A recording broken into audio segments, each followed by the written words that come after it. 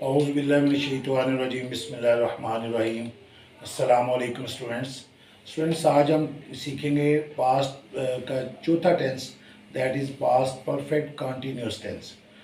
इसके almost rules वही हैं जो प्रेजेंट परफेक्ट कंटिन्यूस टेंस के थे, बस ये है कि ये पास्ट में है और वो प्रेजेंट में था। तो ये भी आपने ज़रा गौर से समझना है।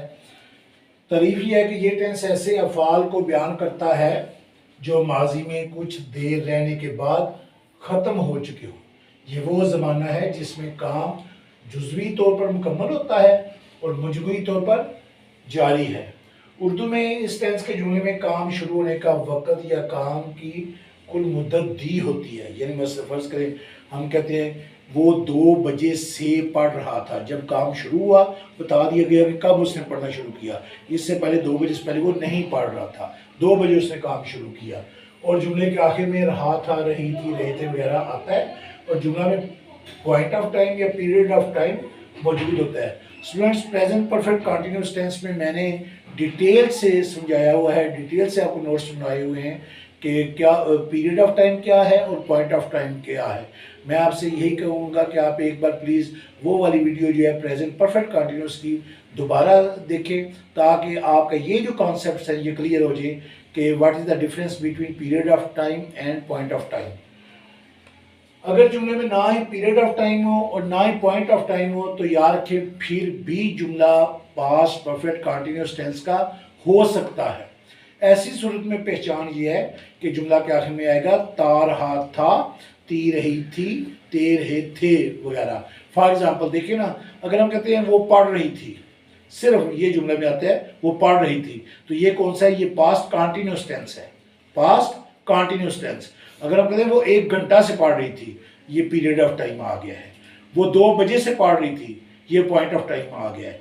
लेकिन अगर हम कहते हैं वो पढ़ती रही थी, तो यार कि ये सेंटेंस भी पास्ट परफेक्ट कंटिन्यूस टेंस का है और पहचान ये है कि यहाँ पे जुमला के आखिर में ती रही थी आया हुआ है। तो ये भी आपने नोट, ये रूल से निशीन करना है।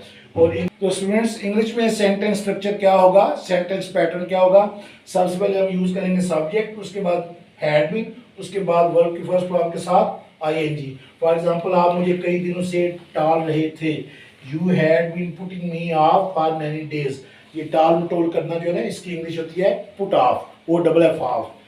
बच्चा सुबह से अंगूठा चूस रहा था, the child had been sucking thumb since morning. और थर्ड एग्जांपल है, 1 घंटा से बूंदाबांदी हो रही थी, it had been drizzling for an hour. और अगर हम कहते हैं कल से बूंदाबांदी हो रही थी, तो ये होगा it had been drizzling since yesterday.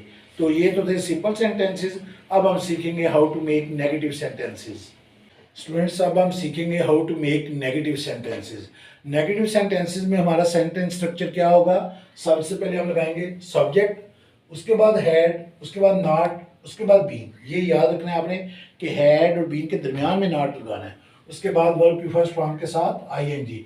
For example, बारिश 2 घंटों से नहीं हो रही थी, it had not been raining for 2 hours. और अगर यहाँ पे होता बारिश 2 बजे से नहीं हो रही थी, तो स्टूडेंट्स फिर यहाँ पे होना था it had not been raining since 2 o'clock। उस्ताद हमें जनवरी से पढ़ा नहीं रहा था, the teacher had not been teaching us since January. लड़के कल से सवालात हल नहीं कर रहे थे, the boys had not been solving the sums since yesterday. ये तो थे नेगेटिव सेंटेंसेस। अब हम सीखेंगे how to make interrogative sentences. तो स्टूडेंट्स, अब हम सीखेंगे how to make interrogative sentences.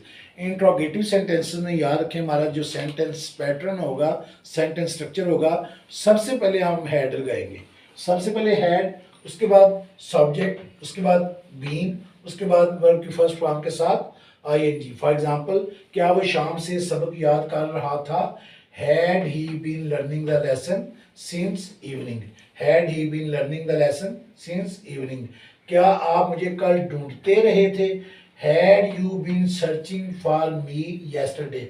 Students, ये जो फॉर है ना, ये सर्च के साथ आपको पता है हमेशा प्रेपोजिशन यूज करते हैं फॉर, ये वो फॉर है। Had you been searching for me yesterday.